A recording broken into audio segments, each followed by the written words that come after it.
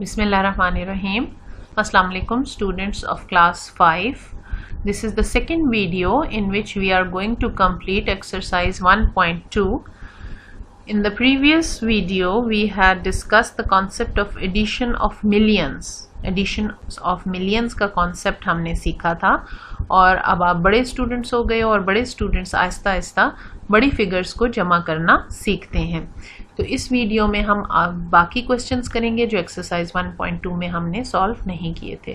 Question number 4 है, the price of a house is ₹18,356,420 and the price of a shop is ₹35,845,625.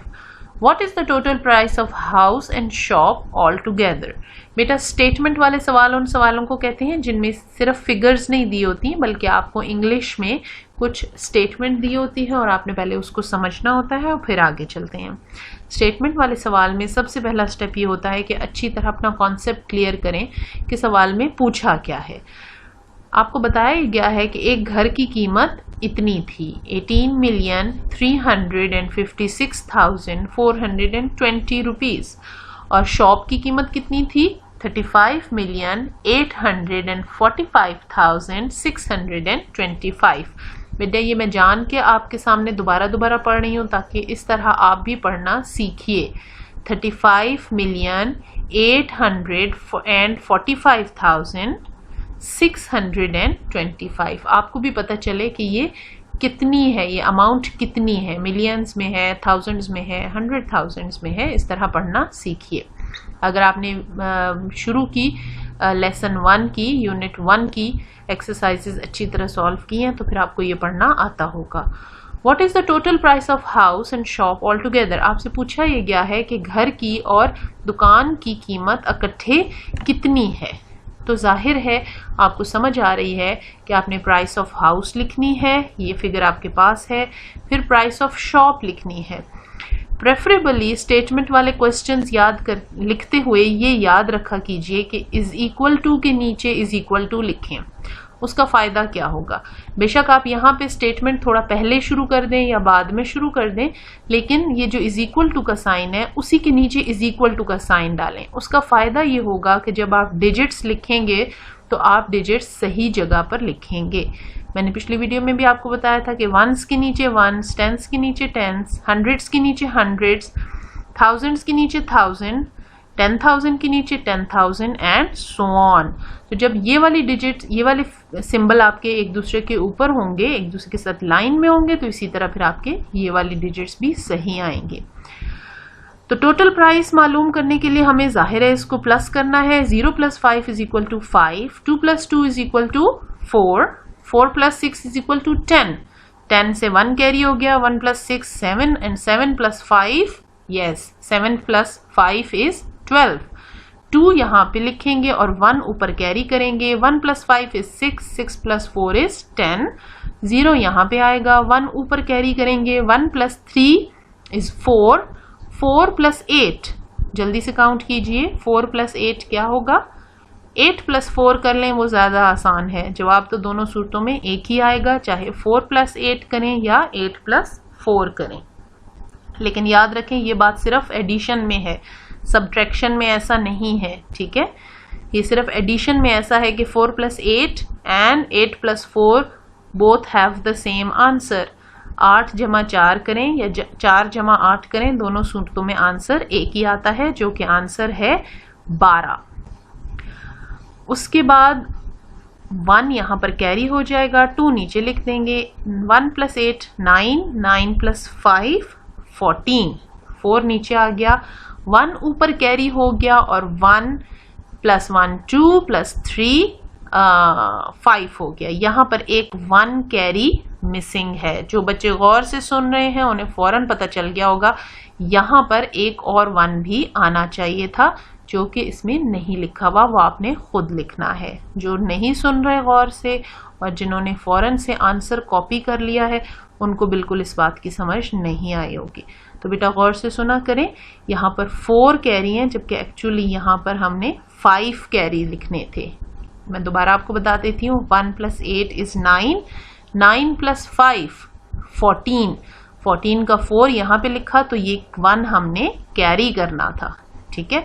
और यहाँ पे मैंने जानबूझ के नहीं लिखा ताकि पता चले कौन कौन सा बच्चा सुन रहा है और कौन कौन सा बच्चा नहीं सुन रहा। यहाँ पर एक 1 लिखिए, 1 + 1 2, 2 + 3 5। तो this is your answer. The total amount of the house and the shop when their prices are added, the answer is 54,202,045, ठीक है। टोटल अमाउंट दोनों दुकान और घर दोनों की कीमत का आंसर ये है। अगला सवाल सॉल्व करते हैं। बेटा इस दफा आपने गौर से सुनना है, जहां पर आपको गलती नजर आए जल्दी से आपने बतानी है। ऐसा ना हो कि आप सो के सुन रहे हो और आप सिर्फ इस कोशिश में हो कि जैसे ही आंसर सामने आएगा हम जल्दी से आंसर लिख लेंगे। Question number 6, Javeria bought a mobile for ₹25,000 while her friend Laiba bought a mobile for which she paid ₹8,564। Javeria ने एक मोबाइल खरीदा 25,000 का, जबकि उसकी दोस्त लाइबा ने एक मोबाइल खरीदा जिसके लिए उसने पैसे दिए मोर देन जवेरिया, जवेरिया के पैसों से कितने ज्यादा दिए, 8,564। यानी लाइबा का मोबाइल जवेरिया के मोबाइल से कितना ज्यादा महंगा था, 8,564 रुपए ज्यादा था, 8,564। How much money did Laiba पे फॉर हर मोबाइल।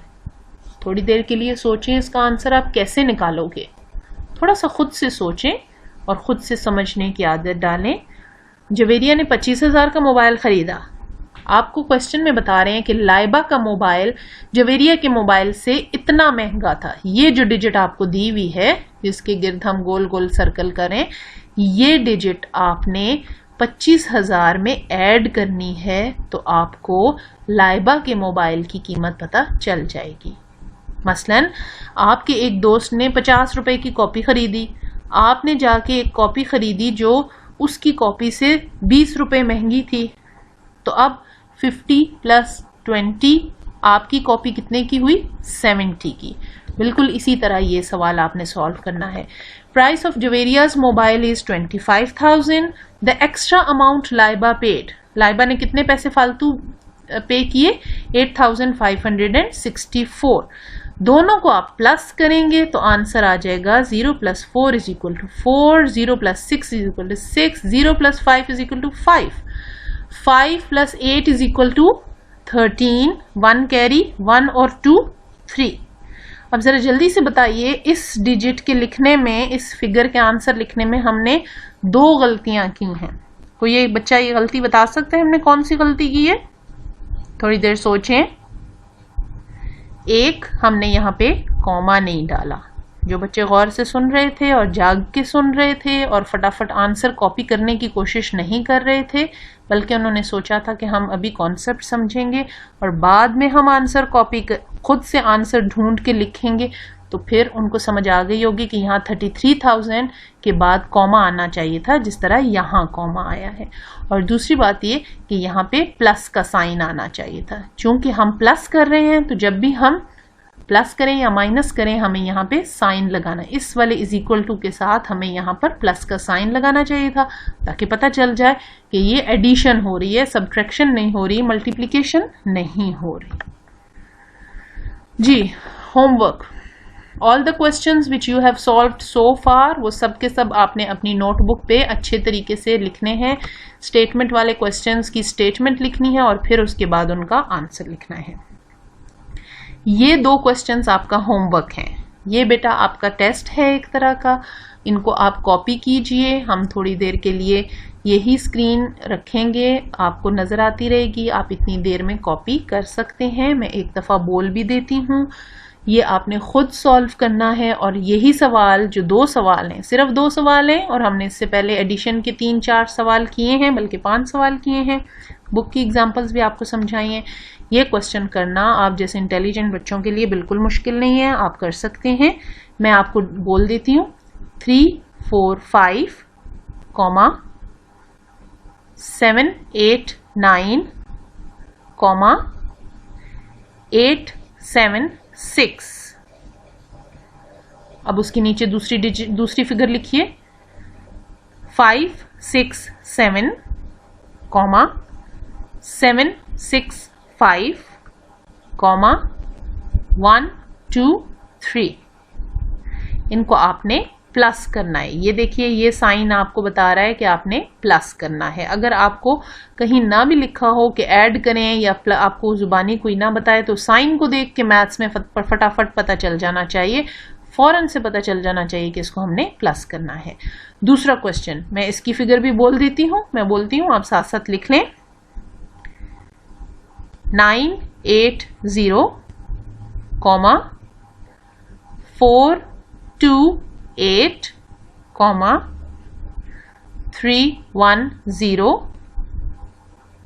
अब नीचे दूसरी फिगर लिखिए जो आपने प्लस करनी है 4 6 7 कॉमा 2 8 9 कॉमा 3 2 0।